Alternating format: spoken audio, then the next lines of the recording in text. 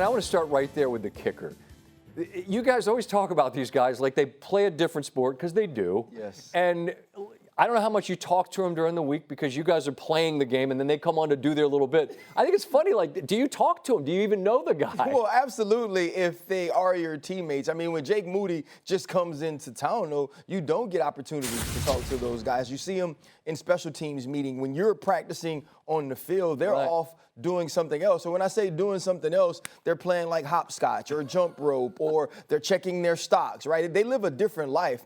But that solitary life comes to a head when you have to make a game-winning kick when your team puts you in position to win. And for Jake Moody, a guy that struggled in San Francisco and was cut, this is a huge night. You have to feel good for the guy. I mean, he came out of Michigan where he had a monster leg and was drafted in the third round because he was coveted for that. And it just was an inconsistent issue with San Francisco, and he was let go. Pinheiro, by the way, has been great for them. So good for him and good for Moody, who gets this opportunity, and he makes it count. But he only gets an opportunity to make up for the miss because there's a fumble. And Joe explained it's misty, it's rainy, and Washington's going to look back at this night and feel like, man, we put a whole lot of footballs on the ground. Yeah, you absolutely can't do that. And listen, Jayden Daniels isn't the type of player that often turns the football over. You have the interception going into the end zone when Deebo Samuel seems to have some room on the back end. You also have him fumble during the game that he actually recovers himself. You have the Bill Krosky-Merritt fumble. Then obviously the fumble that ends up dooming them late in that football game. It is misty, but that's when you have to pay more attention to detail. That's when you have to be sure that you have a handle on the football. And Jayden Daniels didn't do that. Listen, he's a big-time player, but you cannot have the mistakes that he had in tonight's game.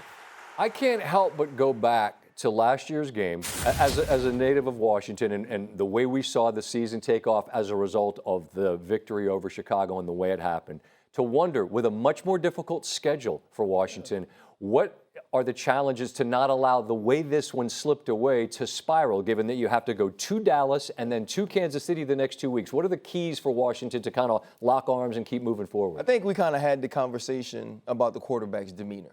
Right, that the quarterback really just stays here through the highs and lows. I think that's a big piece of it. And then we're also talking about Dan Quinn. This isn't his first time coaching a football team or being the head coach of a football team. This is a man that won an NFC championship in Atlanta. He understands what it takes to persevere through some of these difficult times. They're going to get refocused on next week.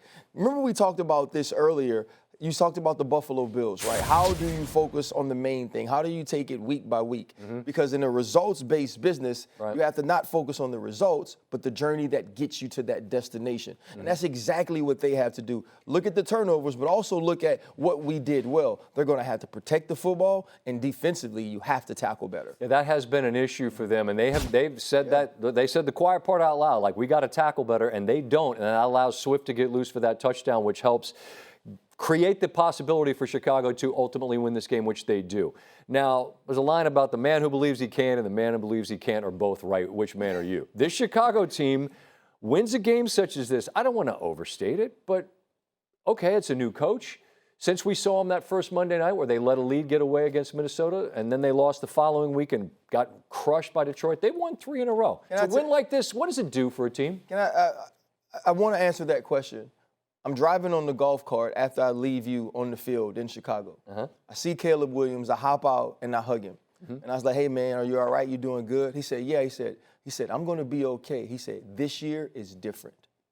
And when he said that, he believed that. He believed that they had what it took in the building from a coaching staff, from a support staff, from a roster standpoint to figure out how to be better moving on from the game against Minnesota. I think that Ben Johnson holding Caleb Williams accountable first, and then also the rest of the team, is something they believed in, something they coveted, something that they wanted. And we've seen them pay more attention to detail each and every week. You have the breakout game against Dallas. You win another close game against Las Vegas. And now against the team that essentially ended the Matt Eberflus era, you find a way to get a win late, and you execute when they don't. It's just wild to me, Ryan, the difference between winning and the losing. So often it's fractional. They win in Vegas because they block a kick. They win in Washington because they execute a kick. And that's the difference between how you view yourself. And had Washington won, we would have had the most teams ever through 6 weeks to be 2 games over 500. And I don't know that there's a singular great team this year. And Go ahead. No, I'm saying, isn't that the wild part about this season, though? Like, at this point, we're talking about a team, and somewhere we're asking if the 72 Dolphins are going to be in trouble because this team may not lose. And it didn't even make it 6 weeks. Yeah, it didn't even make it 6 weeks. And so this is a long way for me to meander back to a question on Chicago. In a season where it doesn't appear that there's anyone that's going to run away and hide, might they be the kind of team that could find themselves in playoff discussion by the time you and I are doing this in December around Christmas? Absolutely, because think of this. Coming into this season, we continued to talk about how difficult the NFC North would be. And there was always a question mark by the Chicago Bears. Correct. It was, we know Green Bay is going to be good. We know Detroit's going to be good. We expected Minnesota to be good, and we was like, and now Chicago has Ben Johnson. Where Chicago is telling you and showing us that they're going to get better every week. They're going to improve, and we saw that, and now they're squarely in the hunt for a team that will be fighting for a wild card spot. They'll probably be favored in 3 of their next 4 games. And I thought it was interesting that when he was talking with us on Countdown, and then when he came on with Joe, he said, look, coming out of the bye, you're going to see them, they've added layers. And I think it sounds like if I'm reading the tea leaves correctly, it's Ben Johnson has more trust in Caleb, that we're going to add more and more to this as we go. And you're just going to see a more diverse and versatile offense. And you've won 3 games in a row. And we wondered if they're going to be good. I think they are. You know what was the telling thing to me? At the end of this game, we all knew that DeAndre Swift was getting the football, and the Washington Commanders couldn't do a thing about it. That's the physicality you want to finish games with, and the physicality we'd come accustomed to seeing the Detroit Lions play with during Ben Johnson's tenure as the offense coordinator.